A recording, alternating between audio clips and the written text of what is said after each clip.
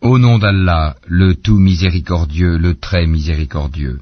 Tahaha, nous n'avons point fait descendre sur toi le Coran pour que tu sois malheureux, si ce n'est qu'un rappel pour celui qui redoute Allah, et comme une révélation émanant de celui qui a créé la terre et les cieux sublimes. Le tout miséricordieux s'est établi istawa sur le trône. À lui appartient ce qui est dans les cieux, sur la terre, ce qui est entre eux, et ce qui est sous le sol humide.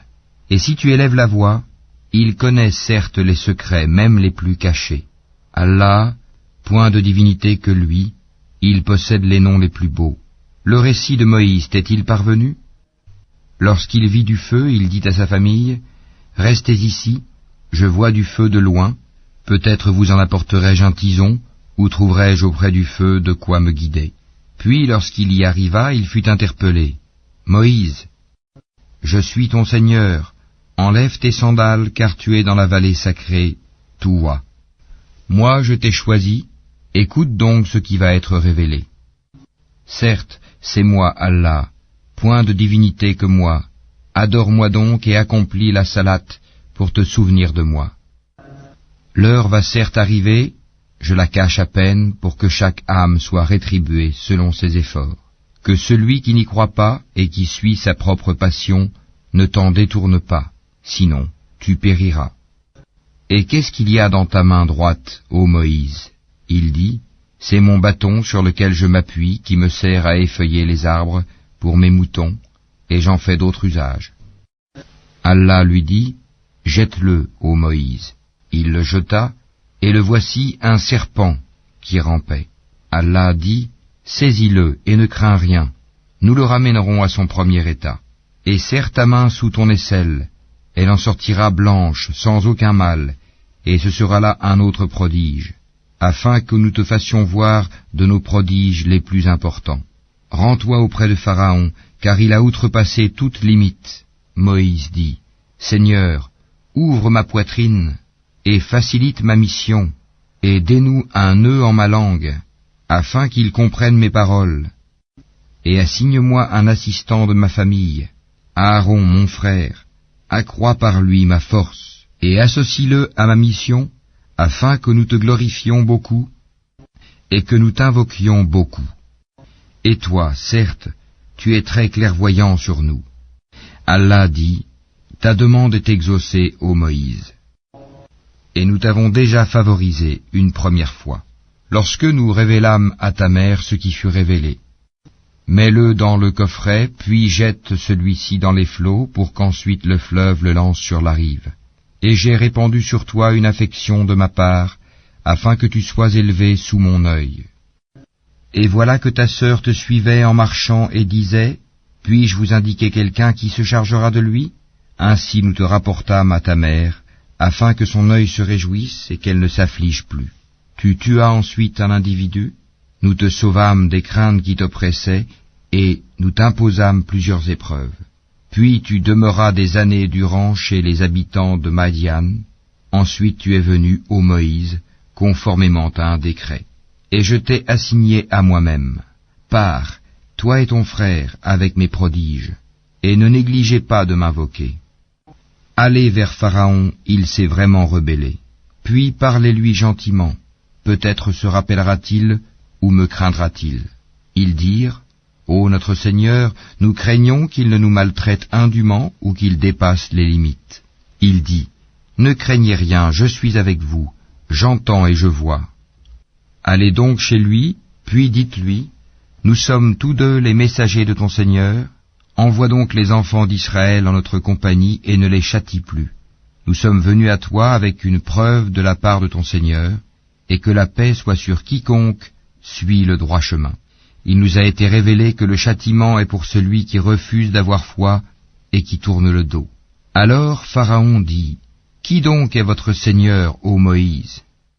Notre Seigneur, dit Moïse, est celui qui a donné à chaque chose sa propre nature, puis l'a dirigée. Qu'en est-il donc des générations anciennes, dit Pharaon? Moïse dit, la connaissance de leur sort est auprès de mon Seigneur dans un livre. Mon Seigneur ne commet ni erreur ni oubli. C'est lui qui vous a assigné la terre comme berceau, et vous y a tracé des chemins, et qui du ciel a fait descendre de l'eau avec laquelle nous faisons germer des couples de plantes de toutes sortes. Mangez et faites paître votre bétail. Voilà bien là des signes pour les doués d'intelligence. C'est d'elle, la terre, que nous vous avons créée, et en elle nous vous retournerons, et d'elle nous vous ferons sortir, une fois encore. Certes, nous lui avons montré tous nos prodiges, mais il les a démentis et a refusé de croire. Il dit, « Es-tu venu à nous, ô Moïse, pour nous faire sortir de notre terre par ta magie? Nous t'apporterons assurément une magie semblable. Fixe entre nous et toi un rendez-vous auquel ni nous ni toi ne manquerons, dans un lieu convenable. » Alors Moïse dit, « Votre rendez-vous, c'est le jour de la fête, et que les gens se rassemblent dans la matinée. » Pharaon donc se retira, ensuite il rassembla sa ruse, puis vint au rendez-vous.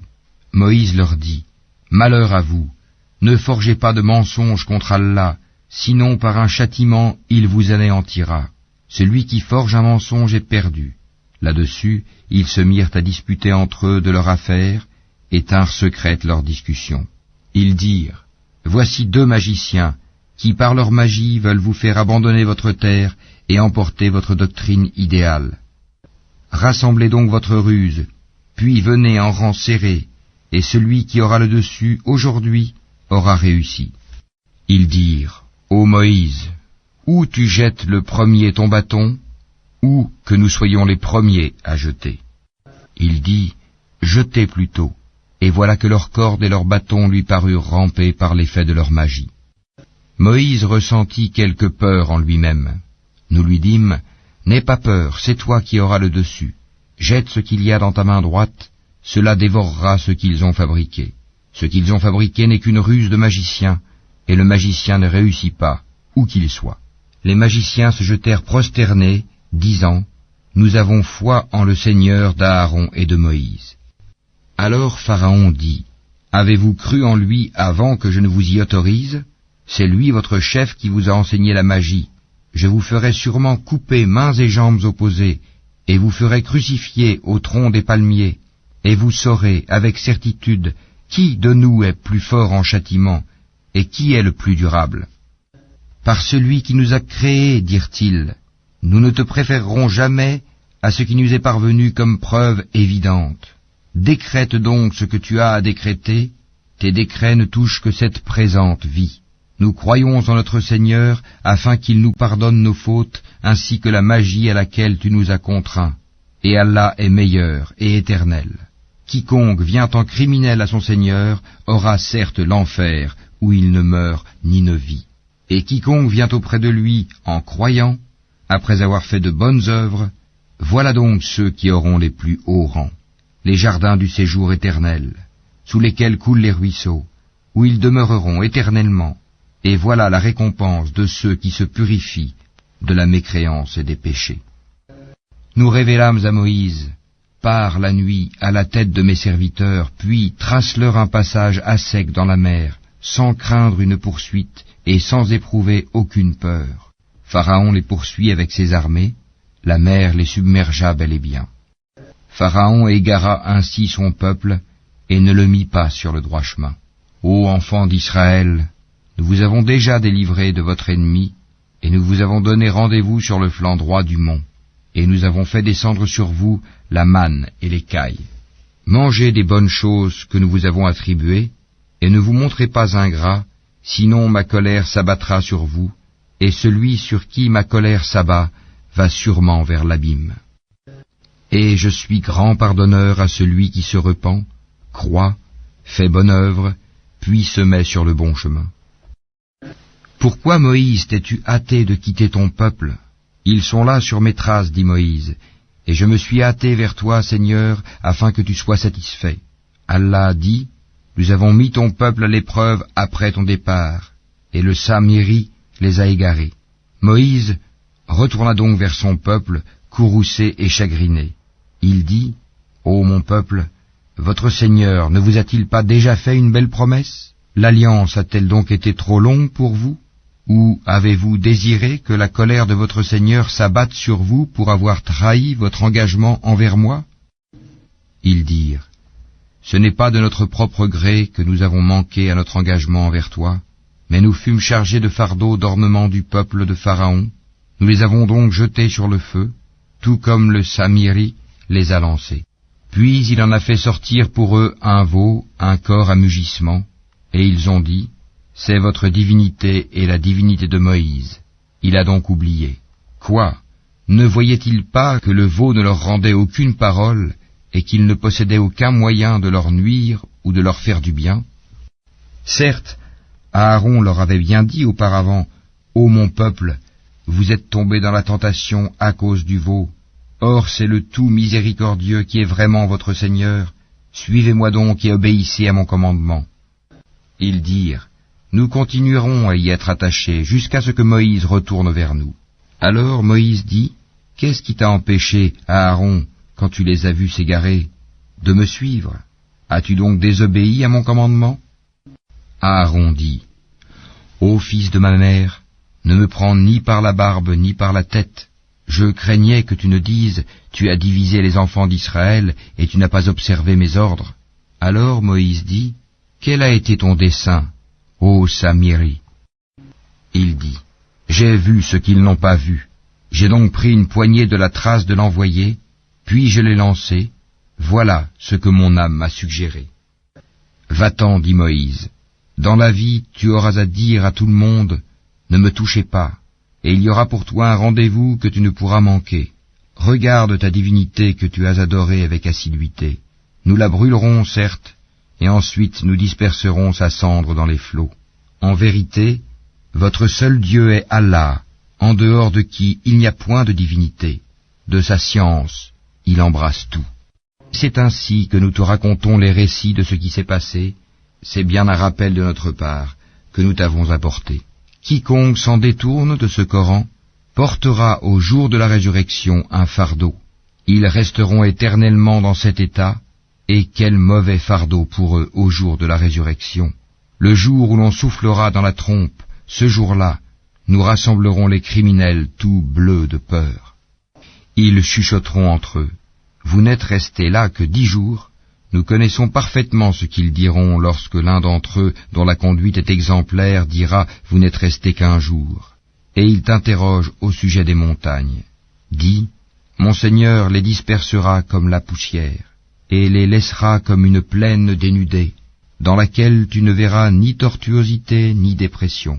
Ce jour-là, ils suivront le convocateur sans tortuosité, et les voix baisseront devant le tout miséricordieux. Tu n'entendras alors qu'un chuchotement. Ce jour-là, l'intercession ne profitera qu'à celui auquel le tout miséricordieux aura donné sa permission et dont il agréera la parole. Il connaît ce qui est devant eux et ce qui est derrière eux, alors qu'eux-mêmes ne le cernent pas de leur science. Et les visages s'humilieront devant le vivant, celui qui subsiste par lui-même, Al-Qayyum, et malheureux sera celui qui se présentera devant lui, chargé d'une iniquité. Et quiconque aura fait de bonnes œuvres, tout en étant croyant, ne craindra ni injustice ni oppression. C'est ainsi que nous l'avons fait descendre, un Coran en langue arabe, et nous y avons multiplié les menaces, afin qu'ils deviennent pieux, ou qu'ils les incitent à s'exhorter. Que soit exalté Allah, le vrai souverain. Ne te hâte pas de réciter le Coran avant que ne te soit achevée sa révélation. Et dis, ô mon Seigneur, accrois mes connaissances. En effet, nous avons auparavant fait une recommandation à Adam, mais il oublia, et nous n'avons pas trouvé chez lui de résolution ferme. Et quand nous dîmes aux anges, prosternez-vous devant Adam, ils se prosternèrent, excepté Iblis, qui refusa. Alors nous dîmes, ô Adam, celui-là est vraiment un ennemi pour toi et ton épouse. Prenez garde qu'il vous fasse sortir du paradis, car alors tu seras malheureux. Car tu n'y auras pas faim, ni ne seras nu. Tu n'y auras pas soif, ni ne seras frappé par l'ardeur du soleil. Puis le diable le tenta en disant, « Ô Adam, t'indiquerai-je l'arbre de l'éternité et un royaume impérissable ?» Tous deux, Adam et Ève, en mangèrent. Alors leur apparut leur nudité, ils se mirent à se couvrir avec des feuilles du paradis. Adam désobéit ainsi à son Seigneur, et il s'égara. Son Seigneur l'a ensuite élu, agréé son repentir, et l'a guidé. Il dit, « Descendez d'ici, Adam et Ève, vous serez tous, avec vos descendants, ennemis les uns des autres. Puis, si jamais un guide vous vient de ma part, quiconque suit mon guide ne s'égarera ni ne sera malheureux. Et quiconque se détourne de mon rappel mènera certes une vie pleine de gêne, et le jour de la résurrection, nous l'amènerons aveugle au rassemblement. Il dira, « Ô mon Seigneur, pourquoi m'as-tu amené aveugle alors qu'auparavant je voyais ?» Allah lui dira, « De même que nos signes enseignements t'étaient venus et que tu les as oubliés, ainsi aujourd'hui tu es oublié. Ainsi sanctionnons-nous l'outrancier qui ne croit pas aux révélations de son Seigneur, et certes, le châtiment de l'au-delà est plus sévère et plus durable. Cela ne leur a-t-il pas servi de direction que nous ayons fait périr avant eux tant de générations dans les demeures desquelles ils marchent maintenant? Voilà bien là des leçons pour les doués d'intelligence. N'eût été un décret préalable de ton Seigneur et aussi un terme déjà fixé, leur châtiment aurait été inévitable et immédiat. Supporte patiemment ce qu'ils disent et célèbre sa louange avant le lever du soleil, avant son coucher et pendant la nuit, et exalte sa gloire aux extrémités du jour. Peut-être auras-tu satisfaction. Et ne tends point tes yeux vers ceux dont nous avons donné jouissance temporaire à certains groupes d'entre eux, comme décor de la vie présente, afin de les éprouver par cela. Ce qu'Allah fournit au paradis est meilleur et plus durable. Et commande à ta famille la salate, et fais-la avec persévérance. Nous ne te demandons point de nourriture, c'est à nous de te nourrir. La bonne faim est réservée à la piété. Et ils disent, pourquoi ne nous apporte-t-il pas un miracle de son Seigneur? La preuve, le Coran, de ce que contiennent les écritures anciennes ne leur est-elle pas venue? Et si nous les avions fait périr par un châtiment avant lui, Mohammed, ils auraient certainement dit, ô notre Seigneur, pourquoi ne nous as-tu pas envoyé de messagers? Nous aurions alors suivi tes enseignements avant d'avoir été humiliés et jetés dans l'ignominie. Dis, chacun attend. Attendez donc, vous saurez bientôt qui sont les gens du droit chemin et qui sont les bien guidés.